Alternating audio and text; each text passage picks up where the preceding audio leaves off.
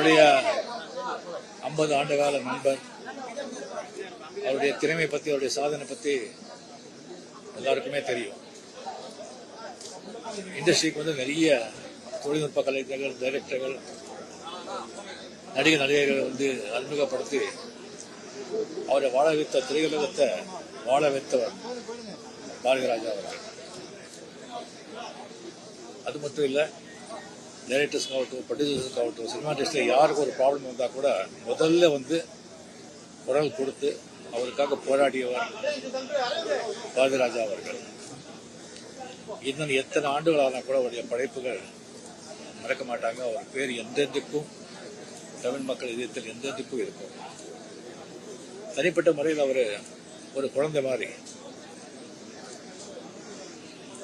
உள்ள எல்லாருக்கும் அதை வந்து ஓப்பனாக சொல்லிடுவார். பிடிச்சா பிடிச்சது, இல்லைன்னா இல்லை.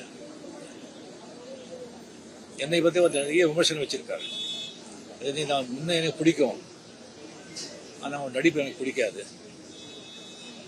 அப்படின்னு சொல்லுவார்.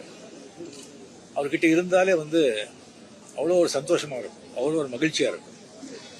அவ்வளோ வந்து ஓப்பனாக அவ்வளோ நல்லா பேசுகிறவங்க யாருமே இருக்கவே மாட்டாங்க. அதனால தான் மறைஞ்ச புரட்சித்தலைவர் எம்ஜிஆர் அவர்கள், டாக்டர் கலைஞர் அவர்கள், நடிகர் தலைவர் சிவாஜி சார் அவர்கள், எல்லாருக்குமே அவர் வந்து அவ்வளோ ஒரு நட்பு, அவ்வளோ அன்போட இருந்தவர். யார் வீட்லேயும் வந்து அவர் வீட்டிலே வந்து ஒரு பெட்ரூம்க்கே வந்து எந்த நேரத்திலும் போக வேண்டியவர். அந்த அளவுக்கு ஒரு உரிமை, அன்பு, நட்பு கொண்டாடுவார். அவருடைய மறைவு வந்து திடீர்னு இல்லை, இந்த நாளாக இருந்தது.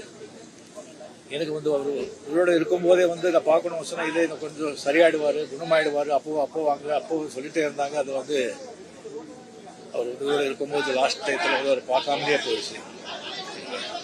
அவர் என்றென்றும் என்னுடைய நிறைவில் என் கூடவே எல்லாருக்கும் எப்பவும் இருப்பார்.